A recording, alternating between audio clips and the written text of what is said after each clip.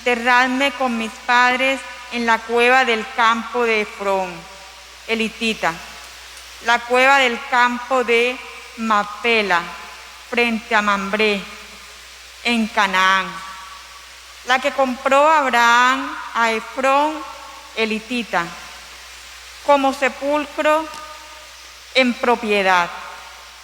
Allí enterraron a Abraham y a Sara, su mujer. Allí enterraron a Isaac y a Rebeca, su mujer. Allí enterraré yo a Lía. El campo y la cueva fueron comprados a los hititas. Cuando Jacob terminó de dar instrucciones a sus hijos, recogió los pies en la cama, expiró y se reunió con los suyos. Al ver los hermanos de José que había muerto su padre, se dijeron: a ver si José nos guarda rencor y quiere pagarnos el mal que le hicimos. Y mandaron decirle: antes de morir tu padre nos encargó, esto diréis a José: perdona a tus hermanos su crimen y su pecado y el mal que te hicieron. Por tanto, perdona el crimen de los siervos de Dios de tu padre. José, al oírlo, se echó a llorar. Entonces vinieron los hermanos, se echaron al suelo ante él y le dijeron: aquí nos tienes, somos tus siervos. Pero José le respondió: no tengáis miedo, ¿soy yo acaso Dios? Vosotros intentasteis hacerme mal, pero Dios intentaba hacer bien, para dar vida a un pueblo numeroso como hoy somos. Por tanto, no temáis, yo os mantendré a vosotros y a vuestros hijos. Y los consoló hablándoles al corazón. José vivió en Egipto con la familia de su padre y cumplió 110 años. Llegó a conocer a sus hijos, a los hijos de Efraín, hasta la tercera generación, y también a los hijos de Maquir, hijo de Manasés. Los llevó en las rodillas. José dijo a sus hermanos: yo voy a morir, Dios cuidará de vosotros y os llevará de esta tierra a la tierra que prometió Abraham, Isaac y Jacob. Y los hizo jurar: cuando Dios cuide de vosotros, llevaréis mis huesos de allí. José murió a los 110 años de edad. Palabra de Dios. Te alabamos, Señor. Humildes, buscad al Señor y revivirá vuestro corazón. Humildes, buscad al Señor y revivirá vuestro corazón. Dad gracias al Señor, invocad su nombre. Dad a conocer sus hazañas a los pueblos. Cantadle al son de instrumento, hablad de sus maravillas. Humildes, buscad al Señor y revivirá vuestro corazón. Gloriaos de su nombre santo. Que se alegren los que buscan al Señor. Recurrid al Señor y a su poder. Buscad continuamente su rostro. Humildes, buscad al Señor y revivirá vuestro corazón. Estirpe de Abraham, su siervo, hijos de Jacob, su elegido. El Señor es nuestro Dios, Él gobierna toda la tierra. Humildes, buscad al Señor y revivirá vuestro corazón.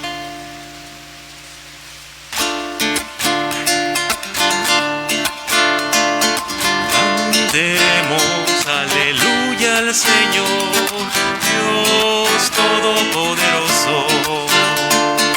Todo el pueblo cantando a una voz, a aclamarle con gozo. Aleluya, aleluya, aleluya.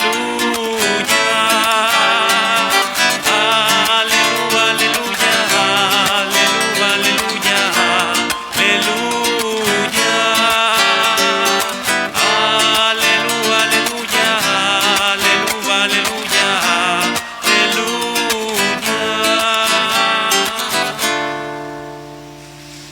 El Señor esté con ustedes. Y con tu espíritu. Lectura del Santo Evangelio según San Mateo. Gloria a ti, Señor. En aquel tiempo dijo Jesús a sus apóstoles: un discípulo no es más que su maestro, ni un esclavo más que su amo. Ya le basta al discípulo con ser como su maestro y al esclavo como su amo. Si al dueño de la casa lo han llamado Belcebú, ¿cuánto más a los criados? No les tengáis miedo, porque nada hay cubierto que no llegue a descubrirse, nada hay escondido que no llegue a saberse. Lo que os digo de noche, decidlo en pleno día, y lo que escucháis al oído, pregonadlo desde la azotea. No tengáis miedo a los que matan el cuerpo, pero no pueden matar el alma. No, temed al que puede destruir con el fuego alma y cuerpo. No se venden un par de gorriones por unos cuartos, y sin embargo, ni uno solo cae al suelo sin que lo disponga vuestro Padre. Pues vosotros hasta los cabellos de la cabeza tenéis contados. Por eso, no tengáis miedo, no hay comparación entre vosotros y los gorriones. Si uno se pone de mi parte ante los hombres, yo también me pondré de su parte ante mi Padre del cielo. Si uno me niega ante los hombres, yo también lo negaré ante mi Padre del cielo. Palabra del Señor. Gloria a ti, Señor Jesús.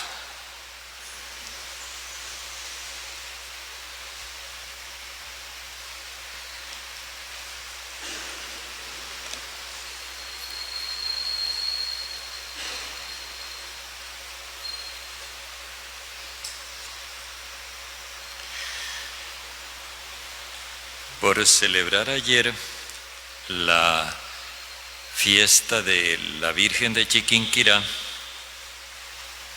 nos saltamos la primera parte de las recomendaciones de Jesús a los discípulos. En el día de ayer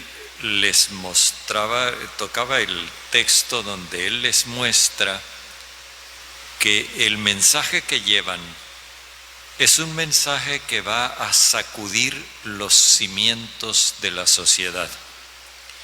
Y que por eso mismo, porque ellos van como ovejas en medio de lobos,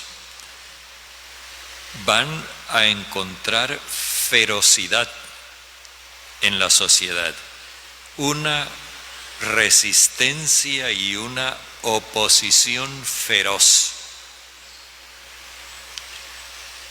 Y eso les dice incluso en la propia familia de ustedes. O sea, la convivencia de ustedes con el resto de la sociedad va a ser muy tormentosa. Hoy nos habla de la actitud interior del discípulo. Y lo primero que nos hace caer en la cuenta es que ¿de quién somos discípulos? Él usa un refrán que era muy común en aquella época para hacernos caer en la cuenta de que la suerte del discípulo es la misma de su maestro. Y que si a él lo llamaron Belcebú, aliado de Belcebú, o sea, enemigo de Dios, así lo llamaron los fariseos, pues a los discípulos no nos esperan aplausos, no nos esperan condecoraciones, no nos esperan honores y desfiles en el carro de bomberos allá para que todo el mundo nos eche vítores, ¿no? La suerte de los discípulos es la misma del maestro. Y si al maestro lo llamaron Belcebú, ¿cuánto más a los de su casa? Es decir, en esto nosotros nunca hemos recibido de parte de Jesús un engaño. A veces algunas personas se quejan, Dios mío, pero ¿qué es esto? Porque cuando encuentran incomprensiones y dificultades, suponen que eso no está de acuerdo porque Dios debiera arreglárselas de cualquier manera para que ellos solamente encuentren pétalos de rosas en el camino, ni una piedrecita ni una espina. Y entonces cuando encuentran no solo una piedra, sino bastantes piedras grandes para tropezar, y encuentran bastantes espinas, se sienten con todo el derecho a reclamarle, como si el Señor les hubiera extendido un seguro de no problema. Esto es importante que nosotros lo captemos para que, en primer lugar, no nos extrañe el hecho de que no nos miren como si fuéramos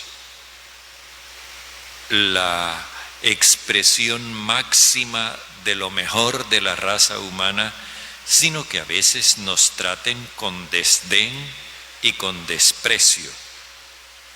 En segundo lugar, el miedo. Lo primero es digámoslo así, las ansias de aprobación que todo el mundo tiene.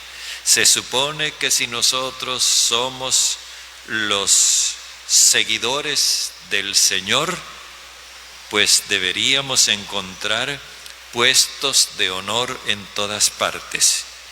Pues no. Lo segundo es el miedo. El miedo a todo lo que había dicho antes y a esta falta de consideración y de respeto que podemos encontrar. No les tengan miedo. Jesús dice, este mensaje hay que divulgarlo. Este secreto de Dios, el secreto del reinado de Dios, no se puede ocultar. Nada hay cubierto que no llegue a descubrirse, nada escondido que no llegue a saberse. Esto no lo podemos ocultar. Sería tanto como querer ocultar la luz. A nosotros nos corresponde, y esa es nuestra responsabilidad, anunciar el mensaje del amor universal. Que de pronto no encuentre la acogida que nosotros esperaríamos, porque a nosotros el mensaje nos convenció, nos entusiasmó, nos pareció completamente racional, y resulta que cuando lo proclamamos nos encontramos con que de pronto hasta nos tratan de criminales. Dice, lo que yo les digo de noche, díganlo a pleno día, y lo que escuchan al oído, pregónenlo desde la azotea. Nosotros no tenemos nada que esconder, ni tampoco tenemos que avergonzarnos del mensaje que se nos encargó, porque este mensaje es la salvación para la humanidad. Nos advierte sobre todo en lo que se refiere al miedo a la muerte, y lo hace de una manera que hay que entenderlo, digámoslo así, en la manera de hablar de Jesús, de los hebreos, y no en la manera de hablar de los griegos. Los griegos, nosotros lo sabemos, dividían el ser humano por un lado cuerpo y por otro espíritu o alma. Jesús, como buen hebreo, no hace esa división. Para él, el ser humano es una integralidad. Y entonces dice, no tengan miedo de los que matan el cuerpo. Cuando habla del cuerpo, no se refiere como los griegos a una parte del ser humano, sino a la visibilidad del ser humano. Es decir, podríamos expresarlo en estos términos: no tengan miedo los que pueden sacarlos de circulación. No, témanle más bien al que puede destruir la vida. Nosotros hablamos del alma, porque nosotros pensamos como los griegos, pero Jesús habla de la vida. Y la vida es el yo consciente. Aun cuando físicamente nos maten, no nos arrebatan la vida, porque la vida es don de Dios y Él cuando da, no quita. Témanle más bien al que puede enviar cuerpo y vida a la gehenna, dice él. Esta es otra palabra que nosotros hemos entendido de una forma catastrófica, pero la palabra gehenna viene de un valle que había en las afueras de Jerusalén, el valle de Gehinom. Y en ese valle, como había habido prácticas idolátricas en ese lugar, entonces los habitantes de Jerusalén lo convirtieron en un basurero, y como se acostumbraba en aquella época, el basurero, la basura la quemaban. Entonces ese basurero vivía permanentemente quemando basura. Lo que Jesús nos quiere dar a entender entonces es: ténganle miedo al que es capaz de convertir la vida en una basura. O sea, ténganle miedo al miedo. No le tengan miedo a los que matan, ténganle miedo al miedo. Él hace una salvedad: ténganle miedo si acaso al miedo. Es decir, nosotros necesitamos tener clara conciencia de que los que matan no destruyen la vida. A nosotros los cristianos esto ya nos resulta completamente claro, porque vimos que a Jesús lo mataron públicamente en una cruz, y no de noche sino a pleno día, y no lograron suprimir su vida. Y nosotros lo sabemos porque lo hemos encontrado en el camino de la vida y nos relacionamos con Él y nos consta que está vivo.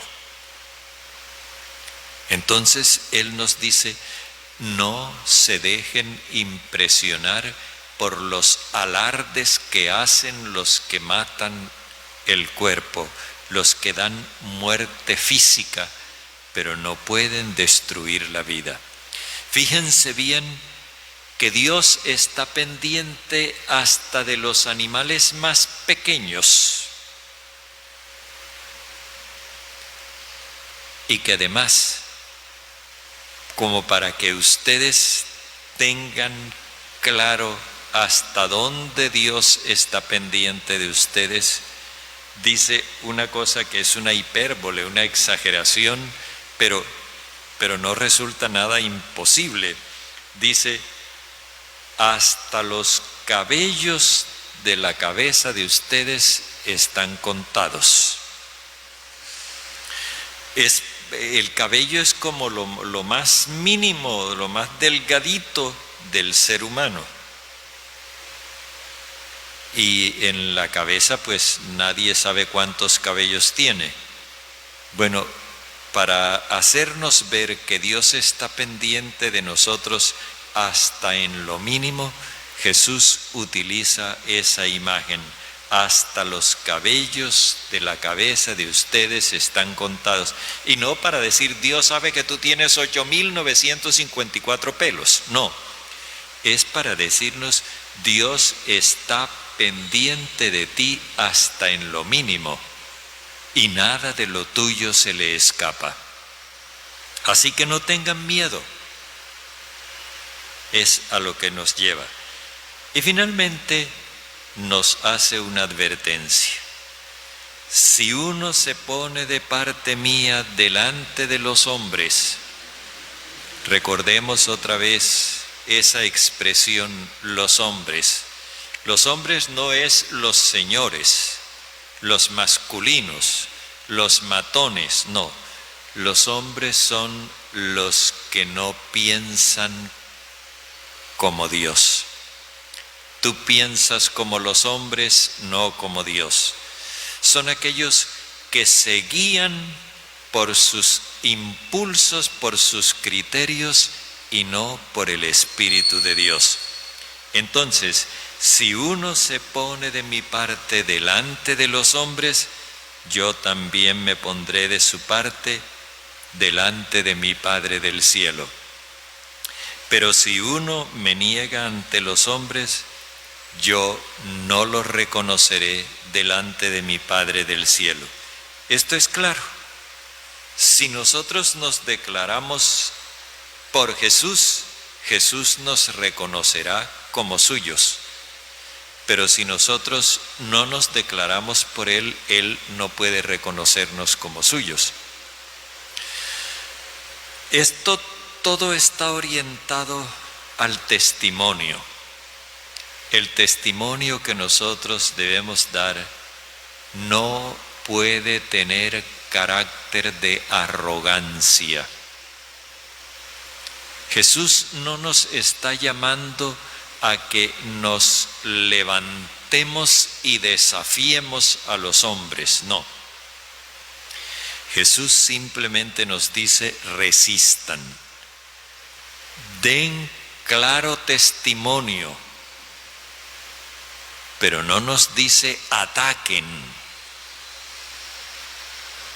Y en eso nosotros debemos también ser claros, porque a veces nos hemos imaginado que los cristianos tenemos que organizar como cruzadas de moralidad y cruzadas de una cosa y cruzadas de la otra, y a veces convocan a la gente, por ejemplo, frente a una clínica que practica abortos, la convocan para que vaya a protestar y, si es del caso, a quebrarle los vidrios a la clínica. No. Eso no es lo nuestro. Lo nuestro es el testimonio diáfano, valiente, sin miedo a los que pueden calumniar, a los que pueden perseguir o incluso matar. Pero solamente el testimonio. No estamos autorizados por el Señor a emprender acciones contra las personas ni persecución de ninguna clase. Y es bueno que nosotros sintamos que Jesús nos dio ejemplo en eso, nos precedió. Él nunca quiso encabezar una sedición popular, nunca quiso ser caudillo de desesperados. Y ahora Él nos ofrece su fuerza, la misma fuerza con la que Él dio su testimonio ante Poncio Pilato, aún a sabiendas de que lo iban a condenar a muerte, pero confiando en el Padre. Esa misma fuerza nos la quiere comunicar a nosotros para que nosotros nos sintamos seguros.